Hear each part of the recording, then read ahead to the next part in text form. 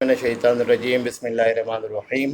इय्याका नअबुदु व इय्याका नस्तईन इहदिनस सिरातल मुस्तकीम सिरातल लज़ीना अनअमता अलैहिम गैरिल मग़ज़ूबि अलैहिम वलद्दालिन आमीन।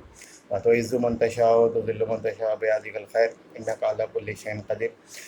प्यारे प्यारे दोस्तों, बुज़ुर्गों, साथियों, बच्चों, माएँ बहनें, सबको अस्सलाम वालेकुम। मैं हूँ आपका अपना सलमान मुजाहिद बलोच एडवोकेट। आज मैं हाज़िर हूँ अपने एक नए व्लॉग के साथ। तीन बड़ी ख़बरें हैं जो मैं आपसे शेयर करना चाह रहा हूँ, जो मुल्क पाकिस्तान में पिछले 2-3 दिनों से गर्दिश कर रही हैं और बड़ी मीडिया पे छाई हुई हैं और हर ज़बान ज़ुबान पे हैं। नंबर 1, आज यानी कि इस्लामाबाद हाई कोर्ट के चीफ जस्टिस अतर मेनुल्लाह साहब ने एक लापता अफराद के केस में, यानी कि मुदस्सर नारो है जो कई महीनों से लापता है, उसके केस में एक बड़ा ही इंतहाई अहम हुक्म जारी किया है, जिसमें उन्होंने कहा है कि परवेज़ मुशर्रफ समेत उनके बाद आने वाले जितने भी चीफ़ एग्जीक्यूटिव पाकिस्तान रहे हैं, जितने भी वज़राए आज़म रहे हैं, उन सब को जो है वो नोटिस जारी किया जाए कि अगली समाअत पे वो सब हाज़िर हों और क्यों ना लापता अफराद का जो मामला है, जो एक उसे में जस्टिस अतर मेनुल्लाह साहब ने, इस्लामाबाद के चीफ जस्टिस हैं, उन्होंने उसे आइन से बहुत बड़ा इनहराफ करार दिया है। तो बहुत बड़ी डेवलपमेंट है मिसिंग पर्सनस के केस में और बड़ा जुरातमंदाना फ़ैसला किया है इन्होंने कि जनरल परवेज़ मुशर्रफ समेत जो कि पाकिस्तान के 7 या 8 साल जो है वो हुक्मरान रहे, चीफ़ एग्जीक्यूटिव भी रहे और उनके बाद जितने भी वज़राए आज़म आए हैं उनमें जो है वो शौकत अज़ीज़ हों, चौधरी शुजात हों,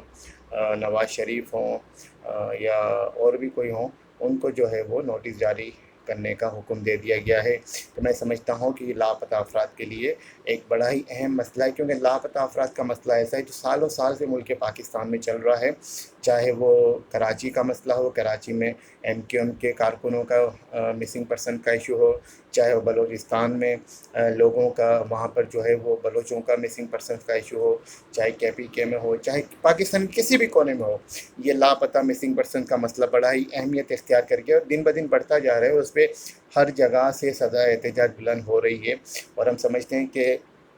यहाँ कराची में, ख़ास करके कराची की बात करूँ तो जो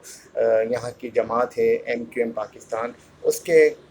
कई कारकुन, तकरीबन 100 के करीब कारकुन अब भी लापता हैं और मिसिंग पर्सन में हैं।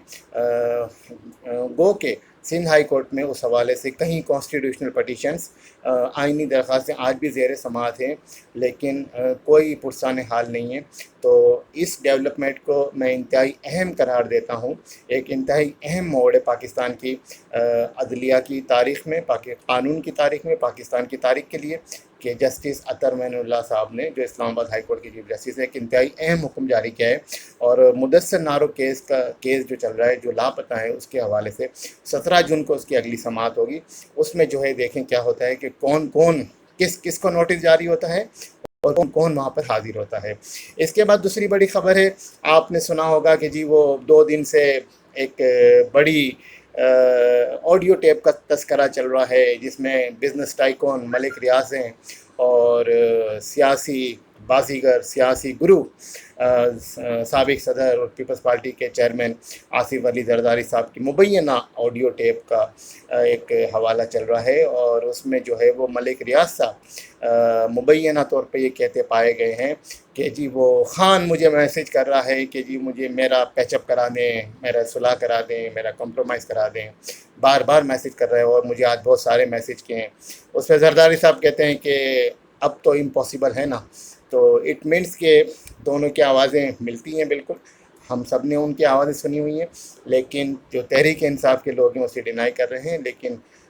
जो पीपल्स पार्टी के ज़ुमा हैं उसको कह रहे हैं कि नहीं जी ओरिजिनल ऑडियो है। तो ये इस बात की गमाज़ी है कि हमारे मुल्क पाकिस्तान की सियासत में मुनाफ़क़त का एक बहुत बड़ा किरदार है। ज़ाहिरी तौर पे तो हम एक दूसरे के ख़िलाफ़ बड़ी बड़ी तकरीरें करते हैं, जलसों में एक दूसरे को ख़िलाफ़ गद्दार करार देते हैं, एक दूसरे को जो है वो मतलब सियासी तौर पे पता नहीं क्या कुछ कहते हैं। और अब तो सियासी कल्चर इतना मतलब पॉल्यूटेड हो गया है, मैं अंग्रेज़ी का वर्ड यूज़ करता हूँ कि पॉल्यूटेड हो गया है, कि आप उसके बारे में ज़्यादा बात भी नहीं कर सकते। लेकिन जो मुनाफ़क़त का एक मायार इस ऑडियो टेप के ज़रिए पूरी कौम के सामने आया है, पूरे मुल्क के सामने आए, दुनिया के तमाम पाकिस्तानियों के सामने आए, ये अपने आप में एक मिसाल है। और सोचना चाहिए, गौर करना चाहिए کہ آپ بظاہر تو بہت کچھ کہتے ہیں، بظاہر تو آپ ثابت کرتے ہیں کہ جی یہ چور ہے، یہ کرپٹ ہے، زرداری چور ہے، زرداری کرپٹ ہے، بلاول بچہ ہے، بلاول کو سیاست نہیں آتی، بلاول یہ کہتا ہے جب بارش آتا ہے پانی آتا ہے، لیکن پیچھے سے آپ کیا کر رہے ہیں خان صاحب؟ پیچھے سے آپ جو ہے ان کے تلے منتے کر رہے ہیں، ملک ریاض صاحب کو کہہ رہے ہیں جو کہ ایک جانی مانی شخصیت ہیں اس ملک پاکستان کی، بلڈرز ہیں، بلڈر کے حوالے سے، تعمیرات کے حوالے سے، بحریہ ٹاؤن کے حوالے سے ان کا ایک بڑا کردار ہے، اور ان کے مقتدر حلقوں میں بھی اور تمام جو پارٹی کے بڑے ذمہ ہیں ان کے سب کے ساتھ ان کے تعلقات بھی ہیں، بات چیت بھی ان کی اچھی ہے۔ لیکن سوال یہ پیدا ہوتا ہے یہاں پہ کہ اس طرح کا معاملہ اور اس طرح کی درخواست کرنا اور اس طرح کی مدد مانگنا، تو پھر آپ بظاہر قوم کو بتا دیں کہ یہ مراسلہ بھی سازش نہیں تھا، آزادی کی جنگ نہیں لڑی جا رہی، حقیقی آزادی کی جنگ نہیں، یہ صرف اور صرف اقتدار کی جنگ ہے، اقتدار اور کرسی سے چمٹے رہنے کی جنگ۔ یہ میرا اپنا ایک تجزیہ ہے جو میں آپ سے بتانا چاہ رہا تھا۔ بہرحال آج بھی پورے میڈیا پہ یہی آڈیو ٹیپ چھایا رہا، اور آپ نے دیکھا کہ کس طرح سے چیزوں کو مینوپولیٹ کیا جاتا ہے، کس طرح سے سیاسی طور پہ چیزوں کو جو ہے وہ الٹ پلٹ کیا جاتا ہے اپنی کرسی کو بچانے کے لیے۔ اس کے علاوہ تیسری بڑی خبر ہے، ایک خبر یہ ہے کہ جناب وہ کہتے ہیں کہ پیٹرول کی قیمت بڑھا دی، آئی ایم ایف کے سامنے جو ہے ہتھیار ڈال دیے موجودہ حکومت میں۔ تو اس کے حوالے سے جو ذرائع بتاتے ہیں کوٹیڈ اور ان کوٹیڈ کہ 20 مئی 2022 کو نواز شریف اور شہباز شریف نے یہ فیصلہ کر لیا تھا کہ وہ اسمبلی کو تحلیل کر دیں اور نئے الیکشن کال کر لیں، لیکن مقتدر طاقتوں کی طرف سے، مقتدر حلقوں کی طرف سے انہیں اپروچ کیا گیا اور انہیں کنوینس کیا گیا کہ جناب پاکستان کی معاشی صورتحال بہت ہی زبوں حال ہے اور پاکستان دیوالیہ ہونے کے قریب ہے، سری لنکا والا حال ہوا چاہتا ہے، تو آپ مہربانی کریں اور جو ہے وہ آئی ایم ایف کی اس ڈیل کو فائنل کریں، اور تاکہ آئی ایم ایف کے اس پروگرام کو آگے بڑھائیں اور جو ہے وہ پاکستان کو اس بھون سے نکالیں۔ اس کے بعد یہ فیصلہ ہوا کہ جناب ٹھیک ہے آپ ہمیں آزادی دیجیے تاکہ ہم اس اپوزیشن سے بھی نمٹیں، تو انہیں آزادی دی، اور اس کے بعد آپ نے دیکھا کہ آئی ایم ایف کے پروگرام کے لیے مذاکرات بھی شروع ہوئے، اور پھر اس حکومت نے پیٹرولیم کی قیمت بڑھانے کا بھی فیصلہ کیا، اور پھر قیمت بڑھ گئی، 30 روپے بڑھ گئے پیٹرول ڈیزل پہ پر لیٹر پہ۔ تو اس میں بھی یہ کہنے کی بات ہے کہ جب 20 تاریخ کو یہ فیصلہ ہو گیا کہ جی وہ اسمبلی کو ڈیزولو کر دیا جائے، نئے الیکشن کال کر لیے جائیں، تو بعد میں اسٹیبلشمنٹ نے یہ لوگ کہتے ہیں، سورسز بتاتی ہیں کہ رابطہ کیا حکومت سے اور پرائم منسٹر سے، اور ان کو کنوینس کیا کہ آئی ایم ایف کے اس پروگرام کو آگے بڑھیں۔ اس میں سب سے امپورٹنٹ بات یہ ہے کہ جو یہ